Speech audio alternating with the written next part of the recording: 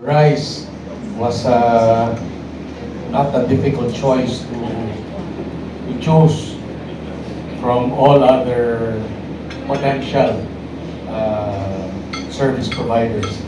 In fact, we took out a major provider and replaced it with Rice because of the promise that Rice holds and the advantage that Rice provided to our company is that Rice is relatively new. It's not yet congested, unlike almost all the big service providers, and they have a good network of submarine cables. And all of these assessment all came from the guidance of our president. Without his guidance, we will not be standing very close to technology. Technology is a primary guidance of our president, so we can be attuned with the changes of the times. Most hospitals now are going into technology-driven solutions. You've seen robotics play its part. You've seen hospitals relying on AI-generated software, and all of these will not happen, will not serve the purpose of any institution, not only of the hospital, if we don't have a credible transport system, a credible highway, so to speak. And that's the reason we took Rice in. Rice is not the only provider that we have. We actually have two more. That's part of our design, to provide a good resilience operations for our business. So, that's it. Hindi mangyayari po itong Rice if not for Carl. Si Carl Elano, siya po yung nakatayo dyan sa gilid. If you want to have a definition of persistence, you can throw away Webster's definition and then just look at Carl. Hindi talaga tumigil si Carl in selling Rice to us.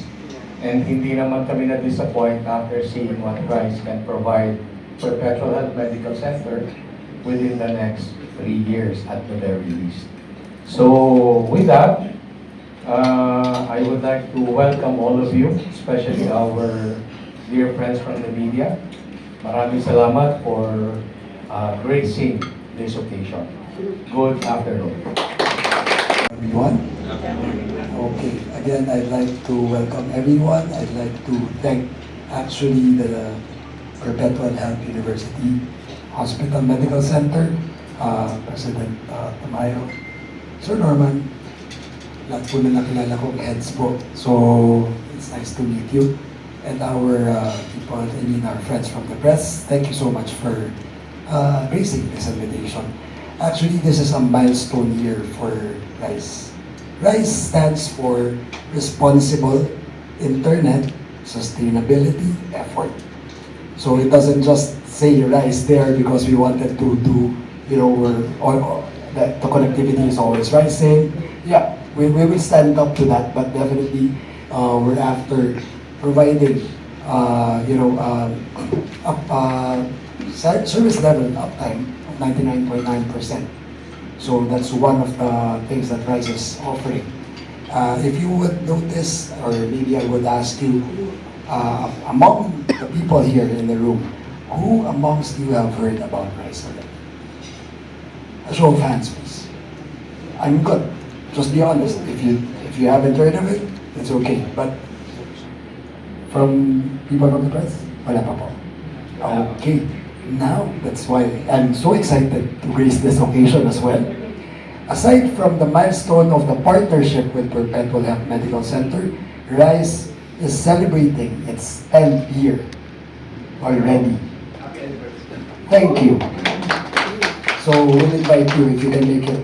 We have our Christmas party in Cebu, but on your own personal expense. But I would definitely be there and accommodating you. But anyway, kidding aside. So, just a brief history. Actually, RISE was founded by our CEO and founder, Mr. Red Jones, 10 years ago.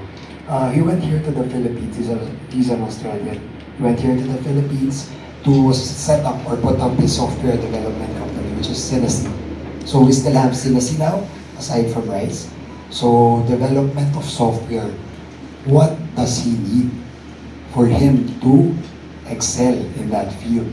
Of course, internet. 10 years ago, when he arrived in the Philippines, that was the challenge. So again, he put it up upon himself, went out and asked his friends from the telco industries, international upstream providers, maybe I can, provide an old solution to my problem. So which happened 10 years ago. That's why Rise is here with us. Rise is not commonly heard because we are not catering to residentials. We are directly catering to business, enterprise, corporate. Actually, that's why another milestone for today is the partnership with the Perpetual Health Medical Center, is because they are the first partner in the healthcare industry that Rise is partnering with here in Luzon. Rise actually is headquartered in Cebu. That's where Red Jones started it all. Up until now, our office is still in Cebu. Thank God, the office is still good right after what happened during the earthquake.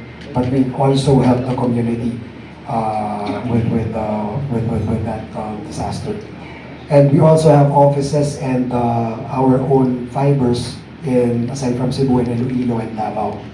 So if you have friends from those regions, maybe they would attest. Rise is very much present here. Okay, going back, when Rise was starting, well, again, it's a dream. It's a mission for Red Jones and Rise as a company to help accelerate the internet in the Philippines. So we're still doing that. We're partnering. If you would go to our website, we're currently partners with Coca-Cola. We have partnerships with Angkas, KMC Sabilis. Just recently, my team, well, may NDA naman, So we got Ristance Coffee Corporation. So we've started with a few, maybe about 20 to 30 sites nationwide, Starbucks. So just recently also, we've established partnership with, sino ba Carl? Yung huli natin. Okay, the PALSCON, the Association of Service Providers. No? So again, we're also partnering with our technoparks. My team is working on Laguna Technopark Association Incorporated. But yes, we are actually eventually and slowly but surely growing. So I was told 10 minutes. How many minutes na po ba? Baka magbayad po ako ng extra. 5. Another 5 more. Alright, thank you. So, again, accelerating internet in the Philippines. I'm very glad to share with you. I just don't have a presentation. But 10 years ago, the Philippines is at the bottom in Southeast Asia. But now, in the internet industry, we are at the middle already. So that's a fact. You can, well now, digital na talaga, no? So you can ask AI, you can ask chat, am I supposed to mention ChatGPT? If you're a Google user, you can use Gemini. Lalabas po yan. So ano po ang importance, bakit namin tinupush na magkaroon din po kami ng mga partners sa healthcare industry? I for one is an attestation that this hospital is at the forefront of medical technology. Advancements in medicine. 2001, 24 years ago, I had a vehicular accident. That's why my voice is like this. And I owe it to Perpetual Health Medical Center. This is my second life. I had a vehicular accident. I was brought here. That's why I was teary-eyed and nostalgic entering the lobby. Because during that time, my room is just there on the ground floor. I was in the ICU for 3 days. I was young then. I'm still young now.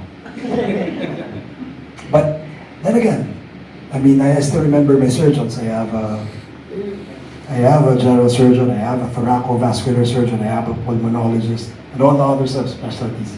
So I was talking to your team, sir, and I was very grateful. I talked to Ma'am Tina, to Dr. Gilda, I told them my story. So this is my way of giving back. Alright? This is Rice's way of extending our internet, not just the internet, but the connectivity to the Filipino people, all the patients of this hospital, Perpetual Health Medical Center, because we couldn't reach it. Wala kaming residential. So doon na lang. Kasi talagang pagdating sa advancements, and this is a training hospital, so talagang yung mga residents natin doing the trainings, yung mga future dati, actually, I have cousins na younger than me, na mga dating nagsimula rin na medical students and ngayon nag-training din. So, this is our way of, helping them out, being connected. So now it's a digital world, and alam naman natin, hindi po, ayan, kita nyo, nagsasaliti po at nag-ano na agad sila, di ba? Connectivity, it's more of engaging, relating. So nowadays, I notice that this is one of the problems of the younger ones. Pag naputol po yung internet, di ba, nagka-tantrums. So pwede ko sana sabihin, kung meron lang kami residential, hindi nyo magiging problema yan. Kasi Rice is 99.9% up all the time. So another thing na kinapromise namin, maybe you can, by word of mouth lang naman talaga. It's more of the experience. And in our website, we have testimonials from our clients, yung mga na-mention ko. So, yun po, yung after sales namin, nabanggit nga ni Sir Norman, ni Sir Richard, yung iba kasi medyo congested. Yung iba mabagal sumagot. Yung iba medyo malami na kasi yung kanilang client base na hindi rin masyado. But these are our friends. We are telco neutral. We're partnering with the big ones. We're partnering with, okay, you know the telcos. So, anyway, yun yan. We're managing our own network. Our core network is being managed by organic Rice employees, meaning we don't outsource them. If you would have a problem with your network, it's also part of our value, our core value, transparency. Just go to our website, you can see our network map, active po yun, every 30 minutes nagre-refresh. If you would see, most of the lines are blue. When it goes to yellow or orange, hindi na po namin papaabutin sa 60%. We have a top-of-the-line, intelligent, automatic rerouting network management system. Hindi po yung engineers namin ang magmamanual mag-route na. Para po kayong pwede ko rin bang yun? Parang Waze or Google Maps. Pag traffic po, i-reroute na kayo dun sa mas mabilis para makarating nyo from point A to point B. Rice also has 5 points of presence globally. We're partnered with our upstream providers, the likes of Telstra, Telia. So we have presence in Singapore, we have presence in Hong Kong, we have presence in Japan, we have presence in the US and the US territory in Guam. So that would make you a better route or give you a better route in managing our network as well. Yun nga, diba, on traffic, marami tayong pwedeng daanan. And one of the things that we're also promising is latency.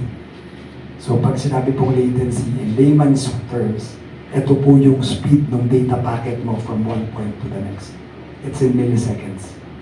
And Rice can promise an ultra high speed latency. After sales, we have our network engineers, our field people, kami rin po yung nag-install. We have our field engineers. Yeah, that's what we're proud of. Response time namin, 10 minutes and below. Pero hindi po, response time po yun. Response time. Yung unang report via email or kung may tawag, 10 minutes po. Pero resolution time, it depends on the gravity. So that's what I can share with you as of the moment. And my time is up. So ako na rin po, may time kanina pa si Ron. Sabi niya, dapat hindi na kita inimbita. Dapat hindi ka na nagsalita dyan. No, Justin. Okay, sige. Salamat po. Anyway, thank you very much for hearing that. So I hope that gives you a background about this. So thank you again for supporting and members of the media. To our partners from RISE, headed by Sir Justin Santiano, to Captain Norman Viola, our Administrative Director, and to Mr. Mel Navarro, the President of the Philippine Press Club, sir. And I'll also recognize our PR and Marketing Director here. Magkakilala ba kayo? Ms. Rose Lara. And of course, to our esteemed members and friends from the press and media, to the Perpetual Health Medical Center executives and heads, of course, our IT team. Good afternoon and welcome to Perpetual Health Medical Center, Las Piñas.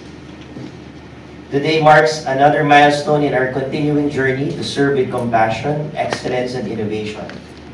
As we celebrate the 50th anniversary of Perpetual Health Medical Center, we reaffirm our enduring mission to remain a steadfast pillar of healthcare, dedicated to life and ever ready and responsive and resilient in the face of every challenge. Just to share with you, it is our 50th anniversary this year. We're kicking it off. But we started first as a school. Yeah, so, mag-storytell lang ako saglit.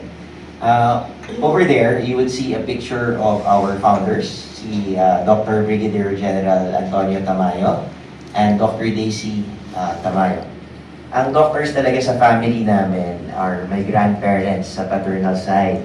So they were classmates in UST medicine, and my grandfather hails from Pangasinan, my grandma from Binyan. So there is a perpetual Binyan also, I don't know if you noticed that, including one in Malasiki. So they were classmates, and since it was after the war, they would say my grandfather, being an obstetrician, was an advocate of family planning. Kaya lang they asked him, why 12 children? So he said it was after the war. And his eldest son is my father. We call him Sir Alta. And, with 12 mouths to feed, they thought of putting their own clinic and eventually their own hospital. And they realized that the hospital at first isn't a profitable business. Them being educators, my father used to teach also in College of Medicine, decided to put up a school, and particularly a nursing school. Back then, you couldn't operate a nursing school without a hospital. And my mother, who studied from abroad, from NYU, who's also a nurse, with the Department of Education, her main task was to give licenses to license nursing schools. And that's where he met my father, si Sir Alta. Sir Alta was then the hospital administrator of his parents' hospital. And since she saw a lot of deficiencies, my father decided to court her. To make the long story short, they got complied. Not only with the permit, but they ended up together. And 4 years after that, they ended up putting up their own school. So you'll notice even this room is actually a classroom size. 7 by 9 siya. Classrooms to lahat nag-start. And eventually, a year after, they decided to put up the hospital. So the school eventually moved to the main campus. And yes, we've been serving the Las Piñas community, Southern Tagalog, even South Metro Manila for the last 50 years. And really, we also celebrate a milestone. We're happy with the graduates we have produced, the patients we have served, and very touching to know your story, sir. Mamaya, I hope ano pa natin yung mga doctors baka connected pa rin. And they are still with us. We met you. The son. The son is here, but he's in the States. Oh, wow. Okay. And imagine all the patients we have served throughout these 50 years, the doctors and specialists we have produced, and also our nurses that we produce, and all healthcare professionals who are both still here in the country and also across the globe. We take pride in what we have done, in what the chairman and the founders have done throughout all these years. And more so, aside from looking back in the past, is of course looking forward to the future, of which people say the future is now. It's here. And definitely, our new partnership with Rise Internet will represent a critical step in the direction of moving forward. Reliable connectivity has become a lifeline for all hospitals, supporting patient care, data management, emergency response. Through RISE, Perpetual Health Medical Center strengthens its digital backbone, ensuring that our doctors, nurses, and support teams can provide uninterrupted service even in times of crisis. This initiative is part of our broader modernization roadmap anchored on our hospital information system and our business continuity plan to safeguard lives, sustain essential operations, enable rapid recovery following any kinds of disaster, both natural and man-made. As we look forward to the next 50 years, Perpetual Health Medical Center continues to embrace an innovation that secures not only our systems, but the trust of the community we serve. Again, thank you for being part of this important moment in our journey towards a more connected, resilient, and future-ready Perpetual Health Medical Center. Yes. Thank you.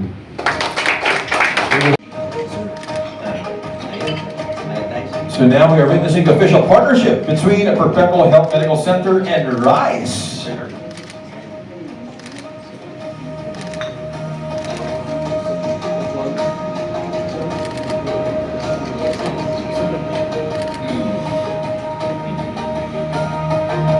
No worries at all. If you'd like any more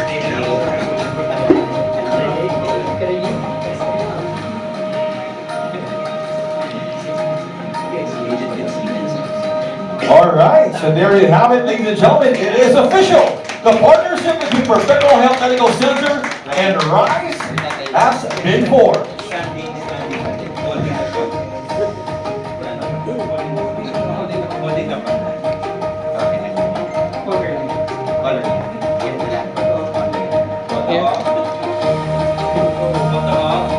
Here, center first. More pictures. On your left. And finally here on your right. Yes, shake hands. Shake hands.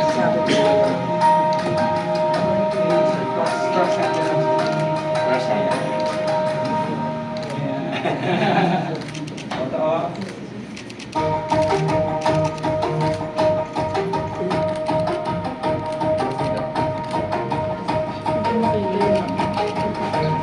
Dalawa, kayo dalawa. Lalapit ko yung logo.